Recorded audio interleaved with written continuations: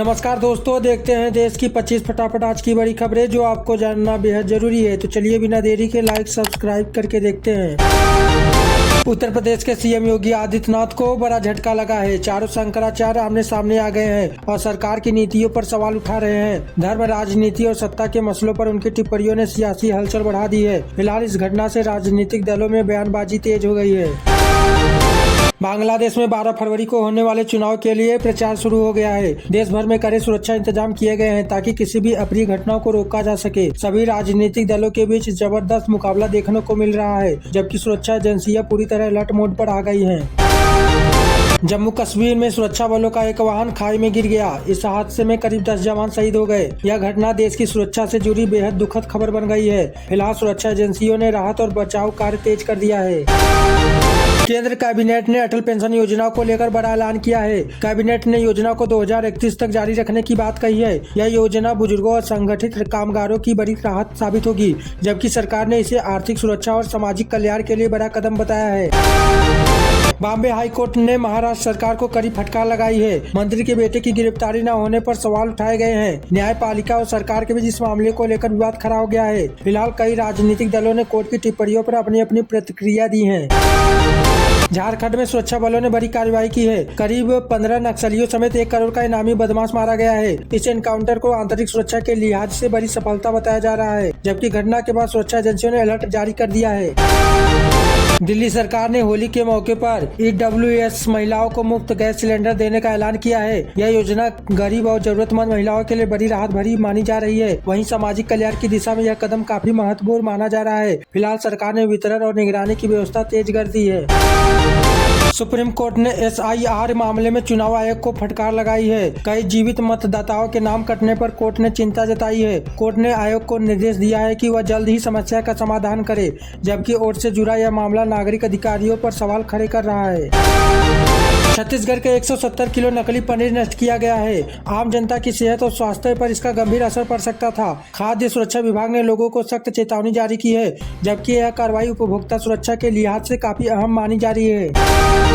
Chandigarh mayor चुनाव में आम आदमी पार्टी ने अकेले चुनाव लड़ने का ऐलान कर दिया है। जानकारों के मुताबिक यह कदम शहरी विकास और नगर प्रशासन पर असर डाल सकता है। साथ ही अन्य राजनीतिक दलों ने भी रणनीति और उम्मीदवारों की तैयारी शुरू कर दी है। फिलहाल सभी पार्टियां नई नीति और महिला सशक्तिकरण पर जोर दे रही है। स्वास्थ्य मंत्रालय ने देश भर में बड़ी चेतावनी जारी की है। करीब 167 दवाएं क्वालिटी टेस्ट में फेल पाई गई हैं, जिससे आम जनता की दवा सुरक्षा और स्वास्थ्य पर सवाल खड़े हो गए हैं। फिलहाल सरकार ने फेल दवाओं की वापसी और जांच के आदेश दे दिया है। बांग्लादेश ने T20 वर्ल्ड कप भारत में खेलने से इनकार कर दिया है, जिससे स्कॉटलैंड अंतर्राष्ट्रीय टूर्नामेंट में जगह मिल गई है। खेल और अंतर्राष्ट्रीय कूटनीति में इस फैसले को काफी अहम माना जा रहा है, जबकि क्रिकेट प्रेमियों में इस फैसले को लेकर मतभेद है। उत्तर प्रदेश के संभल में हुई हिंसा केस में नया मोड़ सामने आया है। अनुज चौधरी पर FIR का आदेश देने वाले जज का ट्रांसफर कर दिया गया है, जिससे न्याय व्यवस्था और राजनीतिक जिम्मेदारी पर सवाल खड़े हो गए। फिलहाल अब सभी की नजरें जांच और कार्यवाही पर टिकी हुई हैं।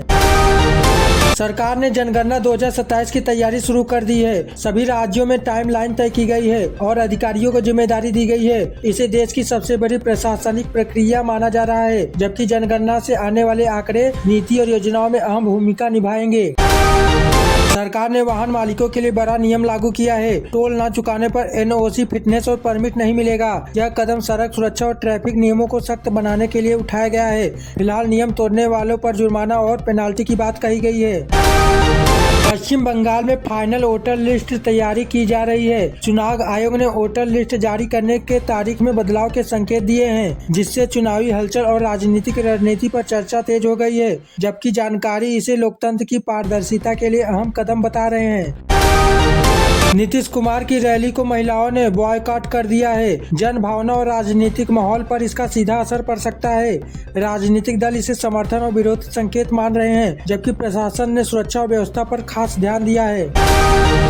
पंजाब सरकार ने हेल्थ योजना पर बड़ा ऐलान किया है। गरीबों को लगभग 10 लाख रुपए तक का फ्री इलाज देने की बात कही गई है। सरकारी अस्पतालों और प्राइवेट पार्टनर्स को इसके लिए तैयारी किया जा रहा है। फिलहाल लोगों में इस योजना को लेकर उत्साह और उम्मीद दिख रही है।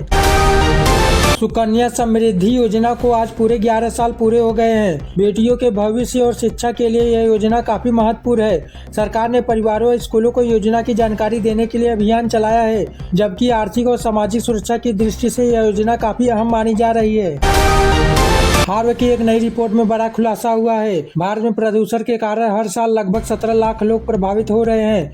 राष्ट्रीय स्वास्थ्य से जुड़ा यह मामला लगातार गंभीर होता जा रहा है, जबकि सरकार ने नागरिकों को जागरूक करने की बात कही है।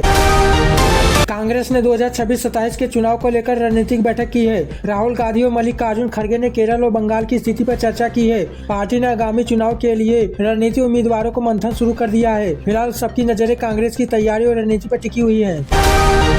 उड़ीसा सरकार ने बीड़ी, सिगरेट, गुटखा और खैनी पर पूरी तरह बैन लगा दिया है। स्वास्थ्य नीति को मजबूत करने और नशे से बचाव के लिए यह कदम उठाया गया है। व्यापारियों और आम जनता दोनों पर इसका असर पड़ने की उम्मीद है, जबकि सरकार ने उल्लंघन करने वालों के खिलाफ सख्त कार्रवाई करने की चेतावनी दी है। बजट से पहले सरकार ने 27 जनवरी को सर्वदलीय बैठक आयोजित की है। सरकार चाहती है कि बजट सत्र बिना किसी रुकावट के चले। इसके लिए पार्टी नेताओं से सहयोग और समर्थन की अपील की गई है। फिलहाल इस बैठक से आगामी बजट सत्र पर असर पड़ने की उम्मीद है। सुप्रीम कोर्ट ने धार भोजशाला केस में बड़ा आदेश दिया है। कोर्ट ने कहा है कि धार्मिक मामलों में बिना ठोस सबूत के हस्तक्षेप नहीं किया जा सकता। यह मामला ऐतिहासिक और कानूनी दृष्टिकोण से काफी अहम माना जा रहा है, जबकि लोक प्रशासन और राजनीतिक हलकों में इसे लेकर चर्चा तेज हो गई है। बीएसपी ने मिशन 2027 का रोड मैप तैयार कर लिया है। आकाश आनंद यूपी में रोड शो कर पार्टी की रणनीति को धार दे रहे हैं। यह मिशन अगले चुनाव में पार्टी की स्थिति मजबूत करने का संकेत देता है, जबकि राजनीतिक जानकारों का मानना है कि इससे बीएसपी की सक्रियता बढ़ेगी। महाराष्ट्र में महिला मेयर आरक्षण लागू कर दिया गया है। यह कदम महिला सशक्तिकरण और स्थानीय राजनीति में बड़ा बदलाव लाएगा। महिला नेताओं और आम जनता ने इसे सकारात्मक कदम बताया है। फिलहाल इस फैसले ने महिला प्रतिनिधित्व बढ़ने की उम्मीद जताई जा रही है।